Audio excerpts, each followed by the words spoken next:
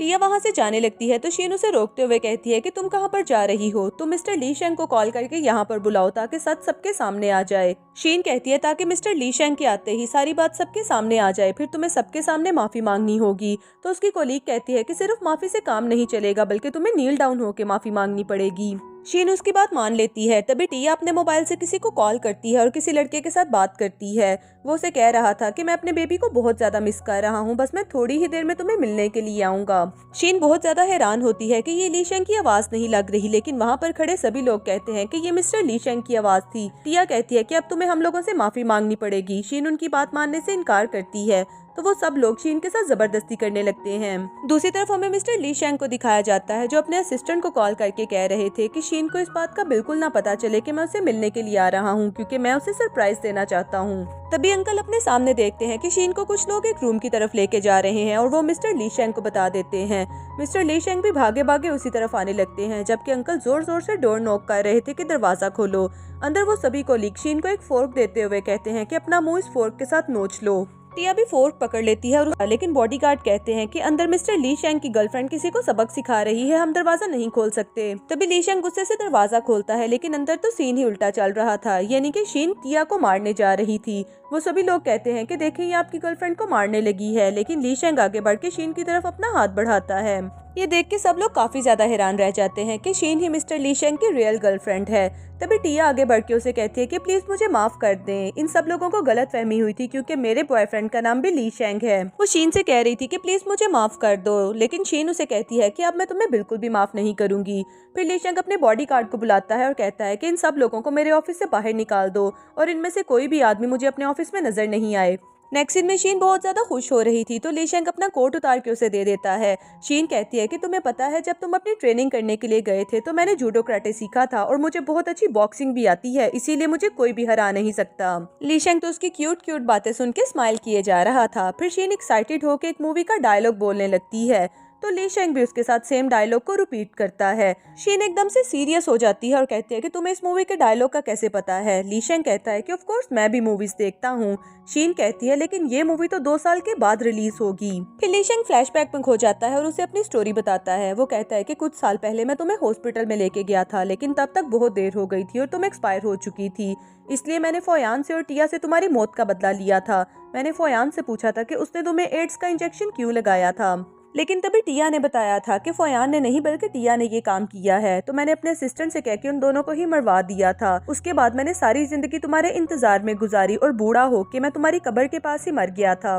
लेकिन जब मेरी आंख खुली तो मैं कुछ साल पीछे चला गया था और तुम्हारे घर के सहन में खड़ा था और तुमने बहुत ही अच्छे तरीके से मुझे स्माइल की थी। शीन को भी याद आ रहा था जब वो पहली दफा उससे मिला था। शीन उसकी बात सुन के रोना शुरू कर देती है और कहती है कि तुमने ये सारी बातें मुझे पहले क्यों नहीं बताई। तो ली शेंग कहता है कि मुझे खुद भी नहीं पता था कि मैं तुम्हें ये बातें कैसे समझाऊंगा। ली शेंग उसे हक कर लेता है और कहता है कि मैं तुम्हें बहुत ज्यादा प्यार करता हूँ। तो शीन भी उसे किस करने लगती है, लेकिन तभी शीन के मोबाइल पे किसी की कॉल आ रही थी। फिर वो दोनों बार बार किस करने का ट्राई करते हैं, लेकिन शीन के मोबाइल पे कॉल आए ही जा रही थी, इसीलिए वो कॉल अटेंड कर लेती है। तो उसकी आंटी चाओ की कॉल थी जो उसे बता रही थी कि आपके फादर का एक्सीडेंट हुआ है। फिर नेक्स्ट सीन में शीन जल्दी से हॉस्पिटल जाती है तो उसके डैड उसे बता रहे थे कि ये बस एक छोटा सा एक्सीडेंट है, तुम्हें परेशान होने की जरूरत नहीं, आंटी चाओ ने तो तुम्हें ऐसे ही यहाँ पर बुला लिया है। फिर वो शीन को बता रहे थे कि फोयान के फादर मुझे बार बार रिक्वेस्ट कर रहे हैं कि मैं उन्हें जॉब पे रख लूँ। वो मेरे बहुत पुराने ड्राइवर थे और वैसे भी वो मुझे अपना लोन आहिस्ता आहिस्ता पे कर रहे हैं, तो मैं सोच रहा हूँ कि उन्हें वापस से जॉब पे रख लूँ।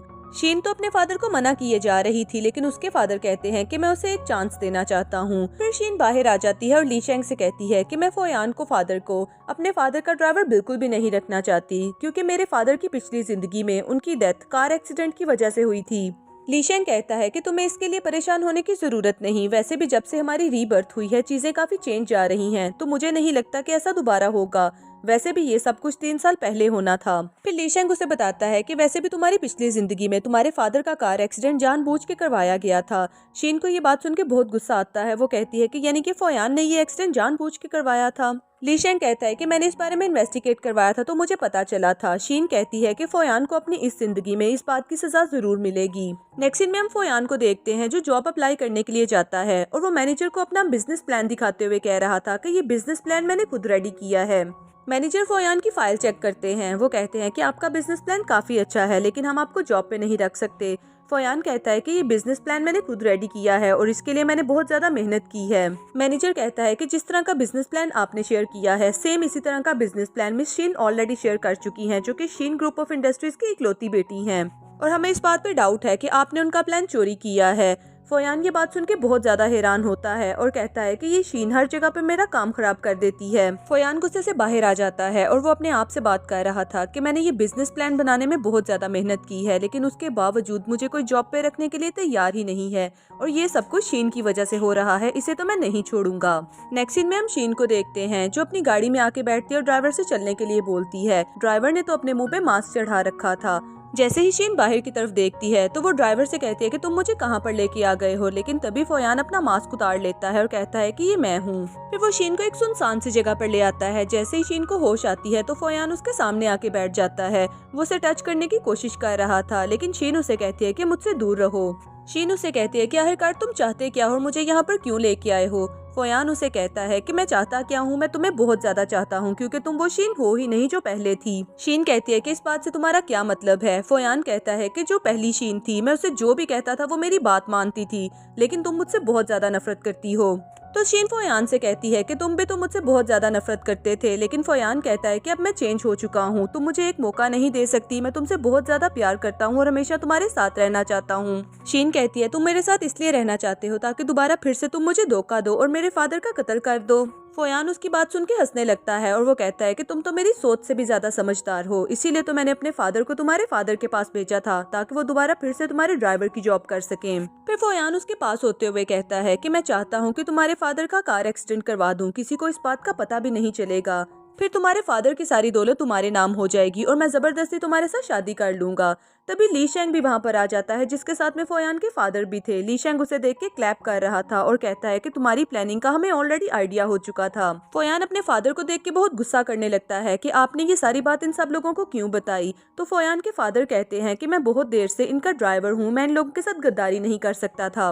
ली शेंग फोयान से कहता है कि तुम्हें क्या लगता है किसी को मार देना इतना ज्यादा आसान होता है। फिर शीन भी रिलैक्स होकर बैठ जाती है और कहती है कि तुम्हारे फादर ने हमें ऑलरेडी सारी बात के बारे में बता दिया है। फोयान को ये बात सुन के बहुत ज्यादा गुस्सा आता है। वो कहता है कि मैंने सारी जिंदगी इस स्टेज पे पहुंचने के लिए बहुत ज्यादा स्ट्रगल की है और मैं गरीब होकर मरना नहीं चाहता। फोयान को शीन पे बहुत ज्यादा गुस्सा आता है, इसीलिए वो उसके ऊपर अटैक करने के लिए जाता है, लेकिन वो खुद ही घायल हो जाता है। शीन उसे कहती है कि जिस इंजेक्शन से तुम मुझे मारने जा रहे थे, दरअसल वो एड्स का इंजेक्शन है। अब थोड़ी ही देर में तुम्हें एड्स हो जाएगा और तुम मर जाओगे। जिस तरह से तुमने मुझे मारने की कोशिश की, उसी तरह से अब तुम मरोगे।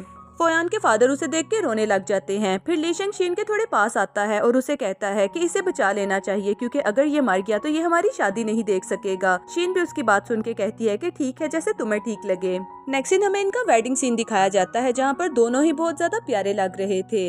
ली शेंग कहता है कि तुमने हमारी वेडिंग पे किसी को इनवाइट नहीं किया, यहाँ तक कि हमारे पेरेंट्स को भी नहीं। तो शीन कहती है कि हमारी जिंदगी में ऑलरेडी इतनी मिस्ट्रीज हो चुकी हैं, मैं नहीं चाहती कि अब कोई भी रुकावट आए। तो ली शेंग कहता है कि जैसा तुम्हें ठीक लगेगा वैसा ही होगा।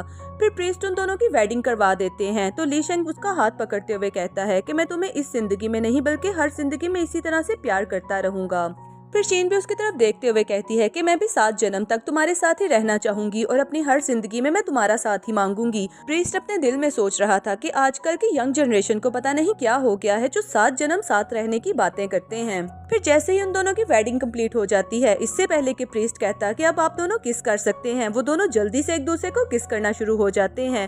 प्रीस्ट तो ये देख के बहुत ज्यादा हैरान रह जाता है। और फाइनली हमारा प्यारा सा कपल अब एक होने जा रहा था, इसीलिए वो दोनों कैसे वेट कर सकते थे। और इसी प्यारे से सीन के साथ हमारा आज का ड्रामा यहाँ पर ही खत्म हो जाता है।